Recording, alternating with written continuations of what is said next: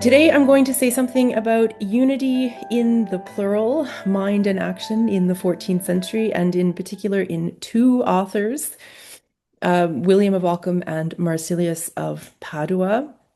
The point of departure for my talk is the question, roughly, what happens when multiple minds meet?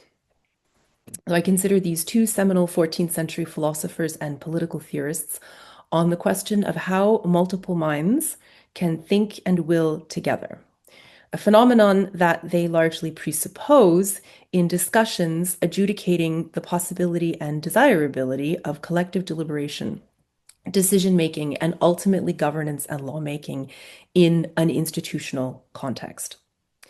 While it's evident that these two authors assume that multiple persons can think, will, and otherwise act together, it is less clear what kind of subject they would constitute and how they would be unified so as to qualify as one subject.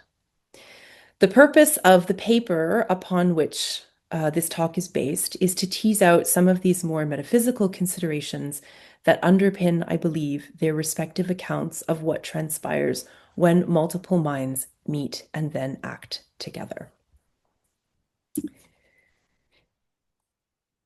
William of Ockham indicates some awareness of the phenomenon of multiple rational agents, namely plural minds, thinking and willing together. In his political masterwork, The Dialogue, he uses expressions such as the oneness of wills, being of one mind, and the will of many, or the will of the multitude, and common deliberation and consent. In his sentences commentary, Ockham briefly suggests that plural wills can will in conformity with one another. In the first part of this talk, I'm going to consider an argument in which Ockham countenances the phenomenon of plural minds, suggesting that they can be more rationally competent than one singular mind. I then briefly show that plural minds can be unified with one another to form a given collectivity of minds that are capable of willing and thinking together. Building on previous research in which I explore group action, I will then argue that such a unified collectivity of minds is an aggregate that, as an aggregate, can be construed as a distinctive type of subject capable of performing a distinctive type of act, namely an aggregate of numerically and specifically distinct acts. The resulting view, I contend, assumes some degree of metaphysical symmetry between a subject and its act. An aggregate subject composed of multiple rational agents who form a given collectivity of minds is capable of performing an aggregate act, but not one numerically singular act. To further elucidate Occam's view, I will compare his aggregate view with one that we find articulated in Marsilius of Padua's magnum opus, The Defender of the Peace, in the second part of my talk. Here, Marsilius argues that the unity of the political community is secured by having one supreme ruler, which he calls the Principiate. However, he thinks that this one ruler can be composed of multiple persons acting together. He argues, by contrast to Ockham on my interpretation, that as a unified collectivity of plural minds thinking and willing together, they are able to perform numerically one action together by common decree and consent. An action which no one member of that collectivity can or should perform separately. This action, as well as the subject that performs it, are described as being numerically one. In comparison to Ockham, I suggest that Marsilius confers greater unity to this collectivity of plural minds than Ockham's aggregate view would accommodate, which remains decidedly and unsurprisingly individualistic.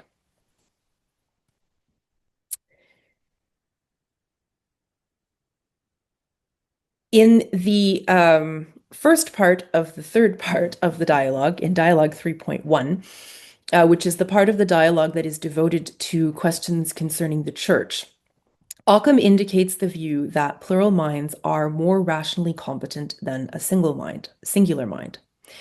The master provides the following argument for the view that the church should be ruled by a plurality of individual believing Christians. So this is sort of a mixture of a quote and a reconstruction of the argument. It is advantageous for the church to be ruled by him or those whose judgment is more certain and better in judging and deciding what should be sought as useful to the whole community of the faithful, and what should be altogether rejected as useless and harmful, by him or those who can weigh carefully and see many such things. Premise 2, but many judge and discern better and more certainly in such matters, and weigh carefully and see more such things than one alone. Therefore, it is advantageous for the church to be, quote, ruled by many rather than by one, unquote. So the minor premise is established by an argument from authority. In Politics 3, chapter 15, Aristotle explains that many judges who discuss and decide upon cases together are better able to judge a given case than any one judge taken individually. And in chapter 16, Aristotle writes, which Occam quotes, quote, it will perhaps seem especially strange if a person sensed better with 2 eyes and 2 ears, and acted better with 2 feet and hands than many with many. So the sensory case is extrapolated to the rational case in Occam's gloss of this quotation. Plural minds can think, and by extension, plural agents can act better than one singular mind. Now, there's a question as to how we are supposed to understand the enhanced rational competence of plural minds. On the one hand, it seems evident that this amounts to numerical increase. The more minds, the greater the rational competence, just on the grounds that they number more. And Occam includes Aristotle's analogy from Politics 3:15, quote, a crowd judges many matters better than one person, comparable to how, quote, a feast to which the guests contribute is finer than a single and simple feast, unquote. Each additional guest results in more wine, more food, more conviviality, and thus a more elaborate dinner party. On the other hand, the enhanced rational competence of plural minds may not be exclusively numerical. After all, why think that 3 minds would enjoy any more of an enhanced rational capacity than just one? The thought is surely that while any single mind might have various deficiencies, multiple minds stand a better chance of making up for these deficiencies. To do so requires, however, that they not operate independently from one another, but somehow discern and deliberate together, increasing the likelihood that plural minds come to a decision that is qualitatively better than any one mind could come to alone.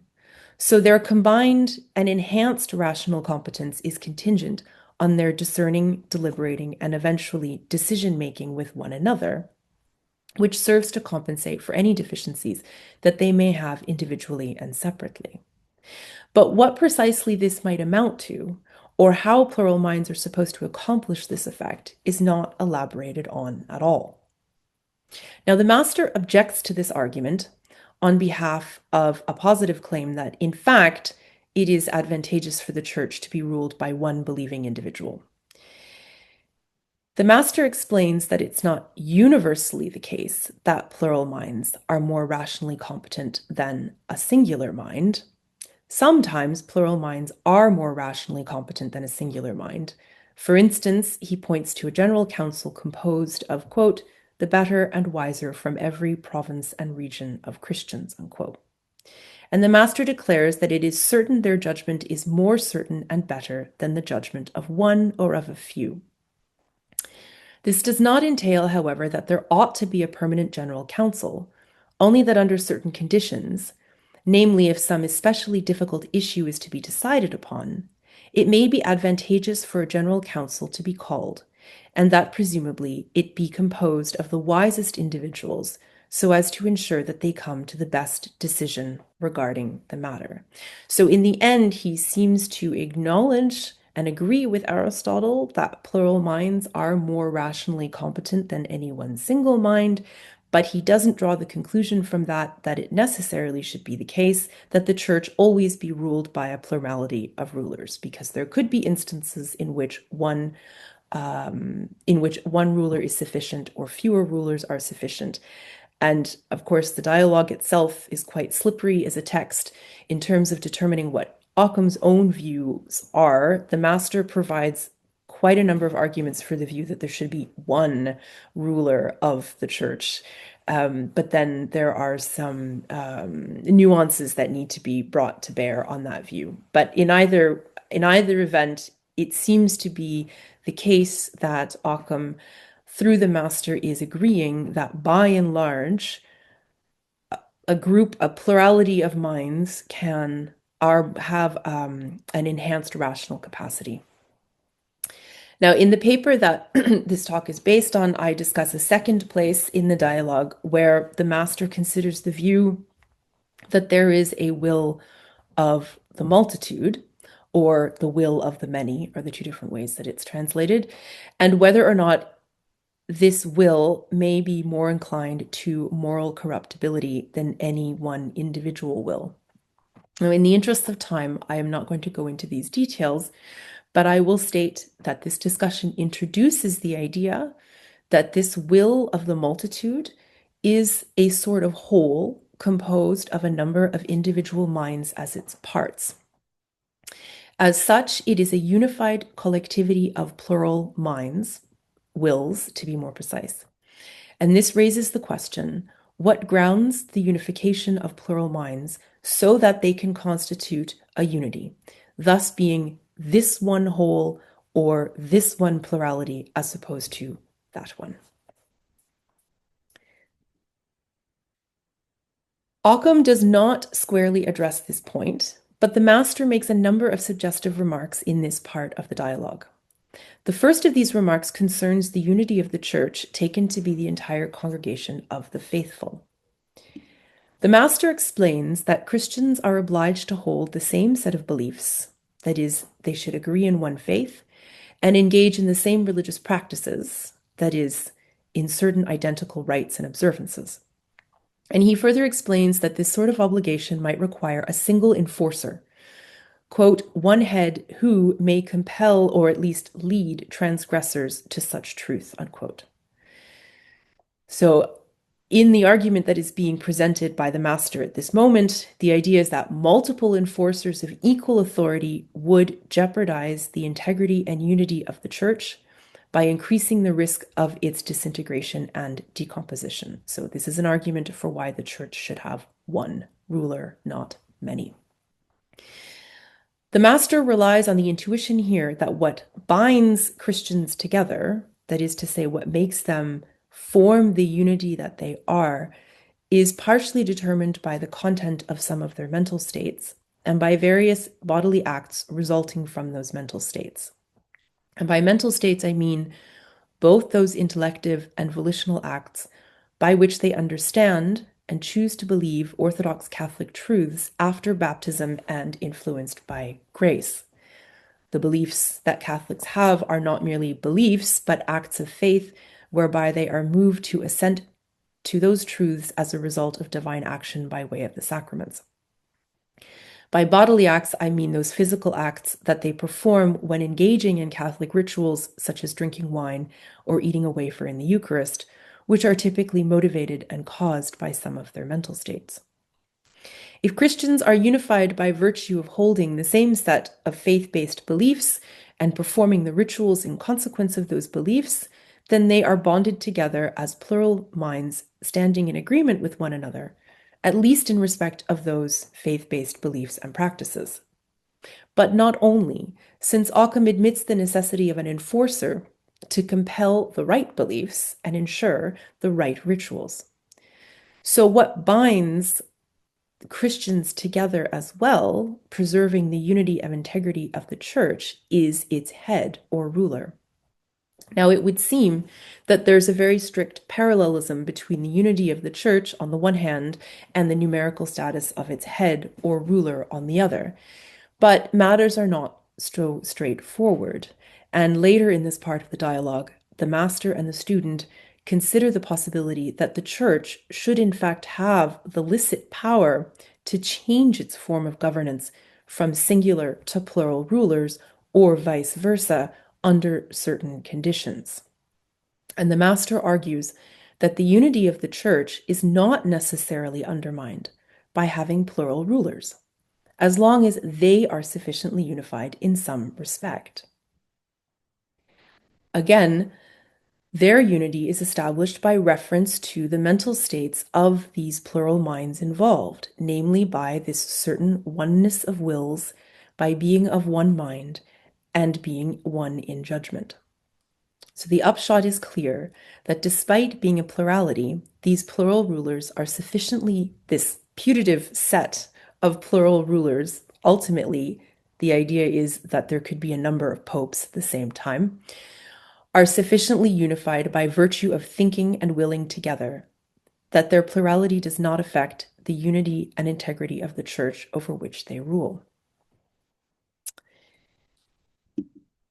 So now we're in a position to ask, what kind of whole can these plural minds form? And is it really one? How could it be one if what we're really talking about are many minds? I propose that a collectivity of minds is an aggregate of plural minds. Plural minds can come together to form a single aggregate whole of which they are its individual and unified parts. They are unified as the parts of one aggregate because they are bonded together to form that one aggregate by virtue of thinking and willing together. This being in agreement with respect to their mental states, which include at least discerning, deliberating, and making decisions with one another. When we speak of one such aggregate, we're using the term one in an extended and loose sense to indicate one countable, distinguishable collection of things, as opposed to some other collection of things. To be numerically one in this sense is to be an accidental unity rather than an essential unity, like Socrates, whose matter and substantial forms constitute a being that is one per se.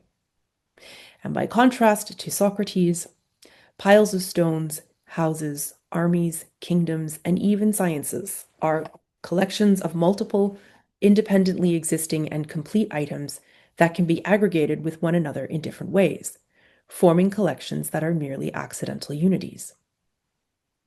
Aggregates are not additional items in the ontology over and above their parts, nor indeed is Socrates the material substance, but I will not discuss that here. And an aggregate of plural minds is one such accidental unity.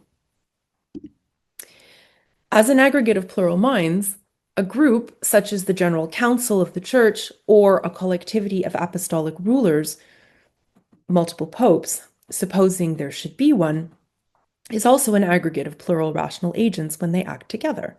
Indeed, thinking and willing together are already acts that they perform as an aggregate, since these are intellective and volitional acts and thus count as psychological or mental acts.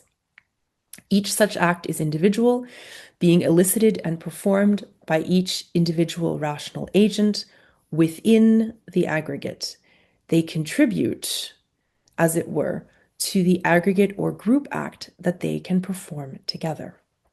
And I've recently argued that for Occam, groups, social groups like the church and religious orders or corporations, kingdoms and empires are in fact aggregates of many persons, and they are capable of performing some group act.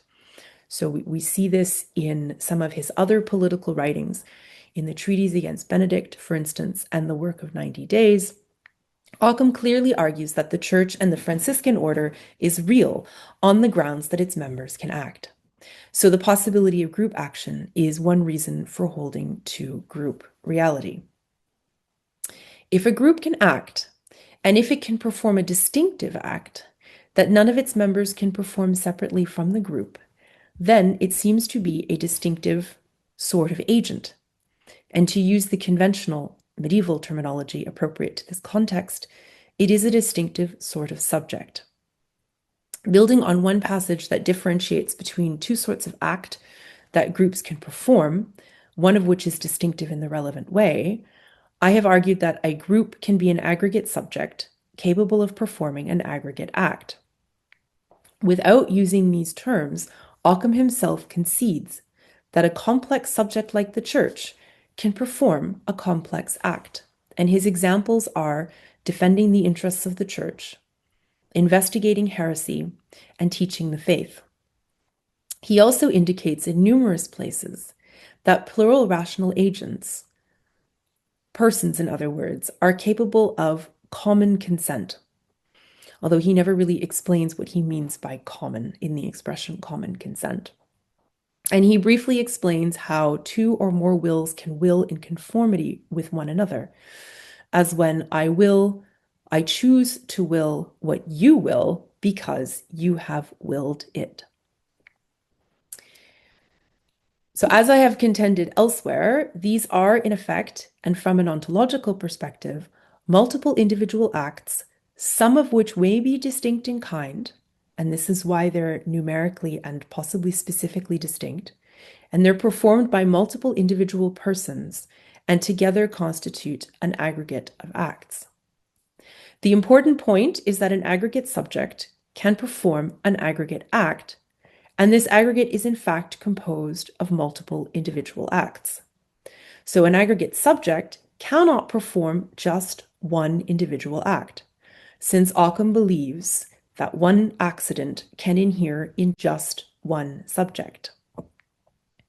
And in accordance with Aristotelian substance-accident ontology, an act is a type of accident that can inhere in a substance as its subject.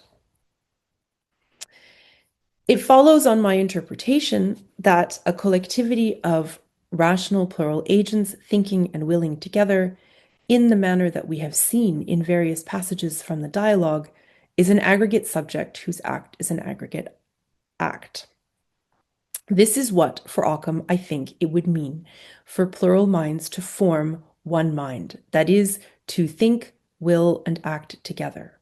And there is, in fact, no one mind in any substantive sense at all, as something in the ontology over and above a unified plurality of minds. But they are rather an aggregate that is nevertheless indeed capable of performing a commensurate aggregate act.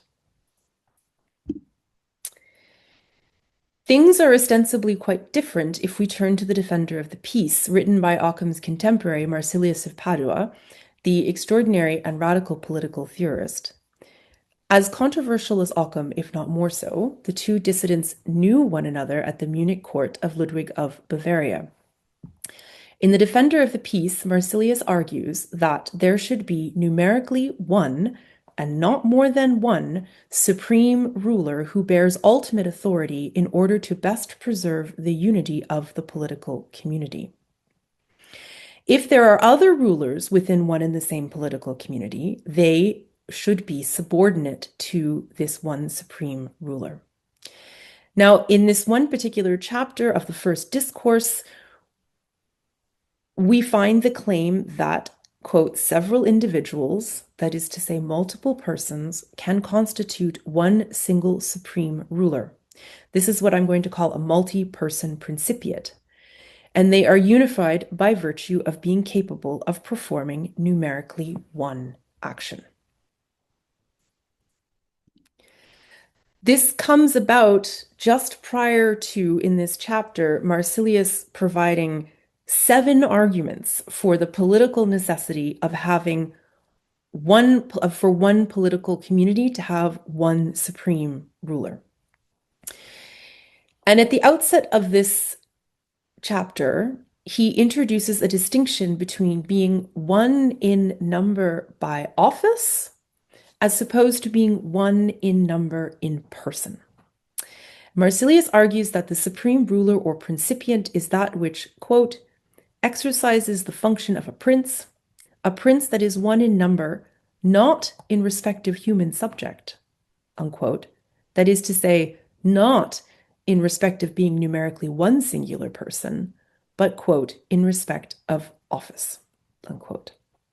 So the supreme leader, in other words, need not be one singular person in order to maintain the unity of the political community over which it rules, but may be a multi-person principiate composed of plural persons. So this seems comparable to what I called a given collectivity of rulers above, a unified group of many individual persons who are able to discern, deliberate, and make decisions together. However, whereas we saw in the dialogue that the master gives a couple of suggestive remarks about what might unify plural minds into a given collectivity, which I then argued is an aggregate, Marsilius is explicit. He clearly articulates the feature of this multi-person principiate that confirms its numerical unity. The members of the multi-person principiate are unified by virtue of having one function, which is ultimately determined by their capacity to perform numerically one action. So this is a quote. These several individuals do indeed form a principiate that is one in number in respect of function, because of the numerical unity of whatever action, judgment, or sentence or command issues from them. So numerical unity of action grounds the numerical unity of the subject performing that action. Here, then, we find the surprising claim, or surprising from an Occamist perspective, that plural rational agents can perform one and the same action, and when they do, they constitute one multi-person agent. That is, a principiate formed of several individuals thinking and willing together. And this multi-person principiate is not numerically one person, evidently, but a collectivity of plural persons who, unified with one another by their office or function, can nevertheless perform numerically one action, for example, pronouncing a judgment, passing a sentence, or issuing a command. On this basis, we can say that being numerically one by virtue of function is consistent with and apparently sufficient for an actual plurality of persons, the multiple person principiate, to be numerically one subject that is jointly capable of performing numerically one action. Now, the principiant's action is distinctive in the sense that it is proper to the principiate.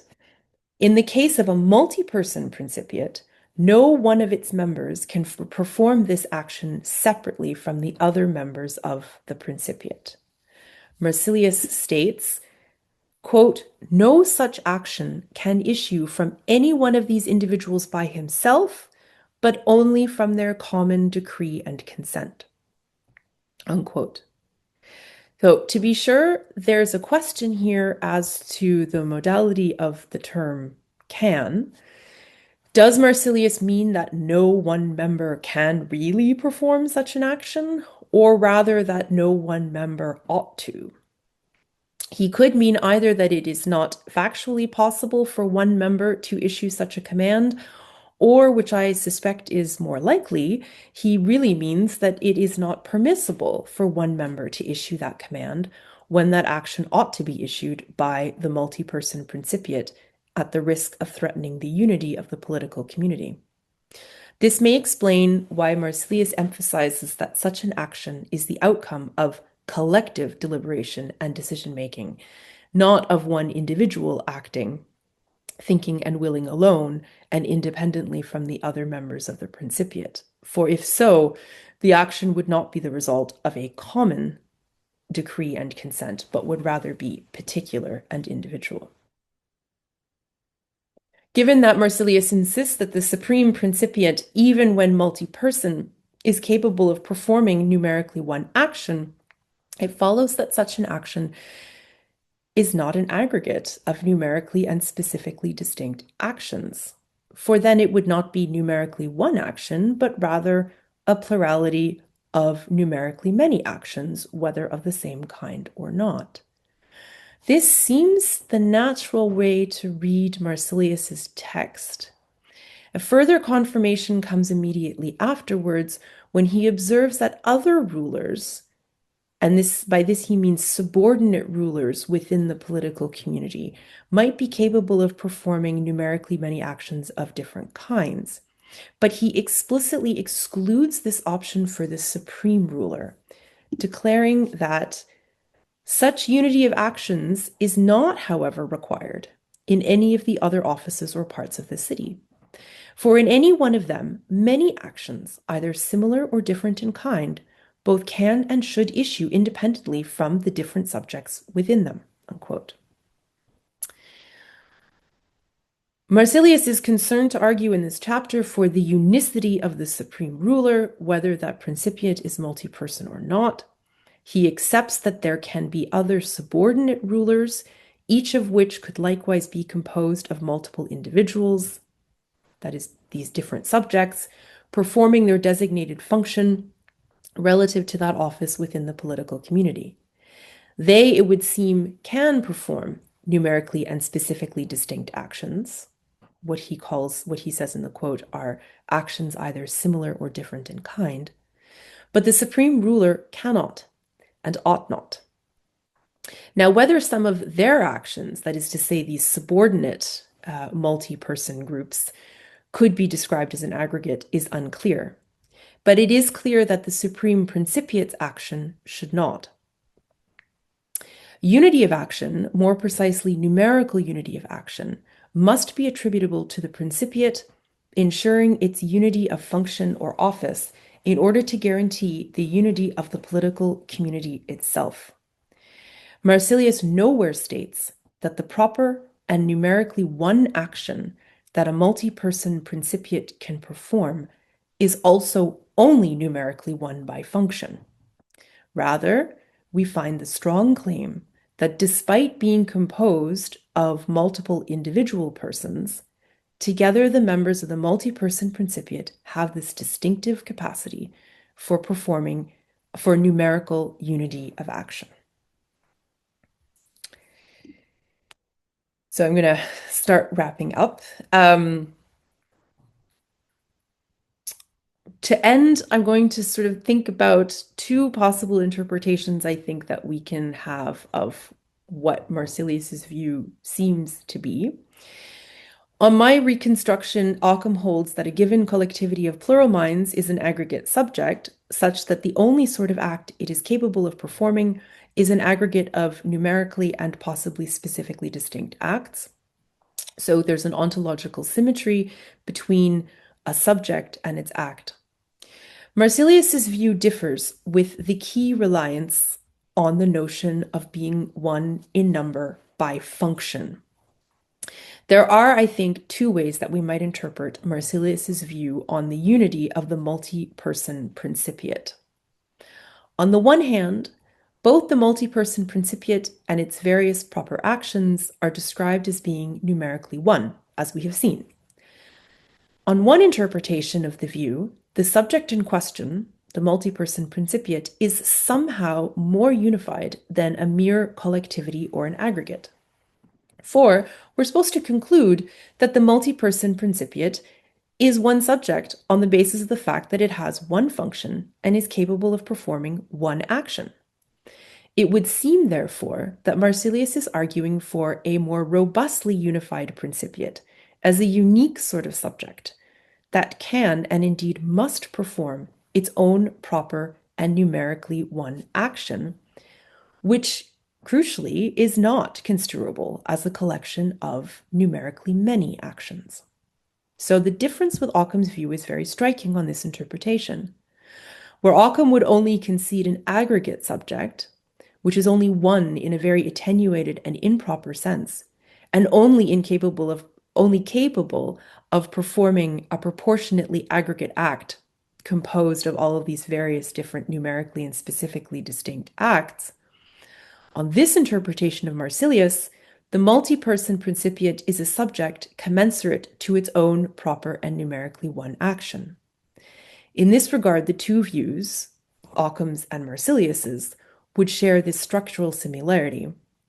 They each maintain some degree of ontological symmetry between the subject in question and its act or action, but come to entirely opposing conclusions to one another. This interpretation, of course, runs roughshod over the distinction that Marsilius draws between being one in number with respect to function, as opposed to being one in number with respect to person. Being functionally one in number is evidently consistent with being personally many in number. Despite not using the terminology of strict versus improper to distinguish between senses of numerical unity or being one in number, Marsilius might well agree that being functionally one in number which is exactly the sort of unity that the multi-person principiate has, is exactly this attenuated, improper sense that we find in Occam, and was the basis upon which we could infer that for him it characterizes the manner in which collections and aggregates of multiple individual items can have numerical unity at all. So this brings me to the second interpretation. We've seen that Marsilius concedes that the multi-person principiate can be composed of several individuals, and he does not think that this compromises the numerical unity of the principiate that they constitute, for ultimately they're unified by virtue of their capacity to perform numerically one action. This interpretation places the view closer to Occam's, as I have indicated, since the multi-person principiant is in fact not numerically one in person at all, but rather a collectivity of plural persons acting together. But the difficulty on this second interpretation, however, is how to square this sort of subject with the sort of action that Marsilius wants it to be able to perform. How can a collectivity of plural rational agents composed of several human beings perform numerically one action? On the second interpretation, unlike the first, so the weak view as opposed to the robust view on the basis of the slide, we do not see an ontological similarity between the subject in question and its action. Marsilius's view would seem to require that one and the same action can inhere in more than one subject, namely in each member of the multi-person principiate. The upshot of this requirement, which Marsilius, given that he wasn't a metaphysician, may not have been particularly concerned about this at all, is that it would seem that one and the same accident, one and the same action can inhere in multiple subjects at the same time. Now, metaphysically, this is a strange view in the Aristotelian tradition, and certainly one that Occam would want to deny. So I will end here. There's a lot more to say about, in particular, this really fascinating chapter in The Defender of the Peace, which I'm happy to elaborate on, but I have decided not to include additional material in order to keep this manageable. So thank you for your attention, and I look forward to any questions you might have.